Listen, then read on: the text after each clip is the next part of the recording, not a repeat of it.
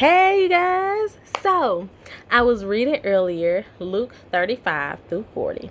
And so, in this, if you have the Bible app, I hope you have the Bible app. If you don't have the Bible app, download the Bible app. So, in the Bible app, Luke 12:40 was actually the verse of the day. And so, I just kind of like to read about it for context, right? So not just that one verse. I want to go a couple of scriptures up, a couple of scriptures down, maybe that whole chapter, depending how much time I got, how much into it I get, whatever.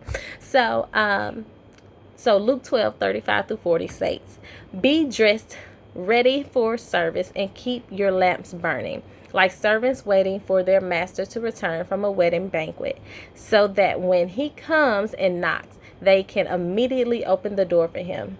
It will be good for those servants whose master finds them watching when he comes. Truly, I tell you, he will dress himself to serve, will have them recline at the table, and will come and wait on them. It will be good for those servants whose master finds them ready, even if he comes in the middle of the night or towards daybreak. But understand this, if the owner of the house had known at what hour the thief was coming, he would not have let his house be broken into. You also must be ready, because the Son of Man will come at any hour when you do not expect him." Y'all.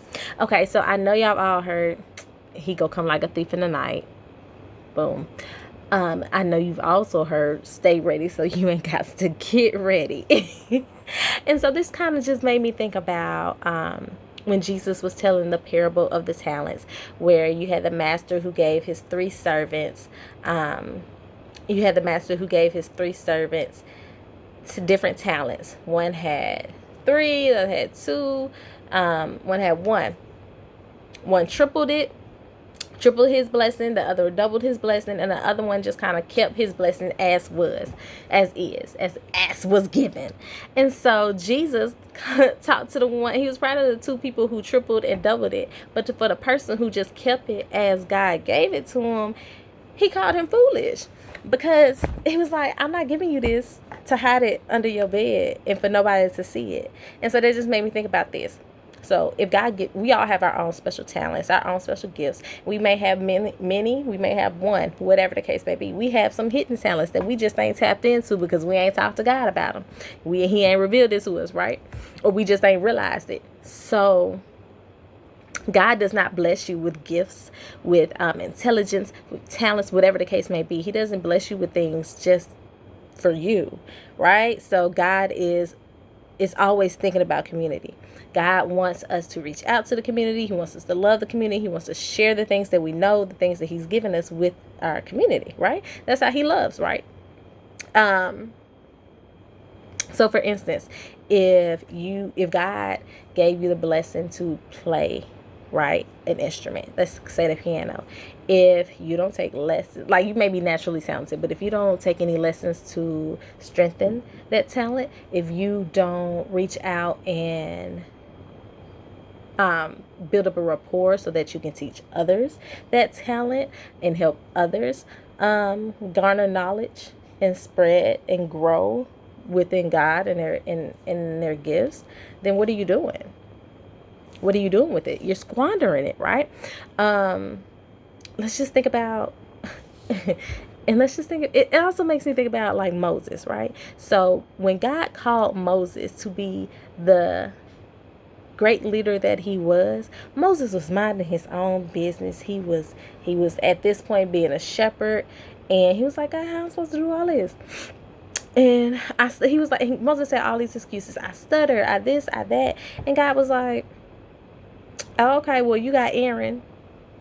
Take him with you. He'll be your mouthpiece. Now, God didn't have to go find somebody for Moses to have a mouthpiece. God was like, you already got Aaron. I already put him in place because I knew you was going to need him at a time as this. I already knew what you needed when you needed it for. So I already supplied that, right? So again, God shows Moses that he already was provided with the tools he needed in order to complete the task that God had for him. When he was like, so what am I supposed to do when how am I supposed to show Pharaoh that I serve you, that you're a God, that how he go believe me? And God was like, oh, give me your staff. Now, how long Moses done had this walking staff? Probably for forever. Again, God has already supplied you with everything that you need in order to get done what needs to get done when he calls you. And you just have to be ready. So Moses had the staff because he was a shepherd. That was his job. That was just his regular job. Things that we do on a daily basis that we think is minuscule is nothing. It's all catered and curated by God for his purpose, for his kingdom. He's gonna call you to do some things, and you got to be ready. He gonna come in the middle of when you least expect it. God is gonna be like, hey, I need you to speak at this program. When the last time you worked on your public speaking skills, if that's one of your gifts? God's gonna be like, oh, I'm gonna need you to play. I'm gonna need you to step in and play this music for these people. When's the last time you brushed up on your skills? God's gonna be like, yeah, you teach, but you just not in the classroom just to give this. I need you to be a comforter to my young creations. I need you to be a safe space for them. See, there's always something else God needs you to do, and he's gonna utilize you in everyday spaces, and he gonna call you out the blue. He gonna call you out the blue. You just kind of stay ready. So even when you wake up and you upset, you stressed about whatever going on, shake that off. Get some praise and worship in your spirit, so you can be ready and open to whenever God calls you. So your heart and your mind can be open to whenever God calls you and needs you. Y'all have a blessing. I love you guys. Bye.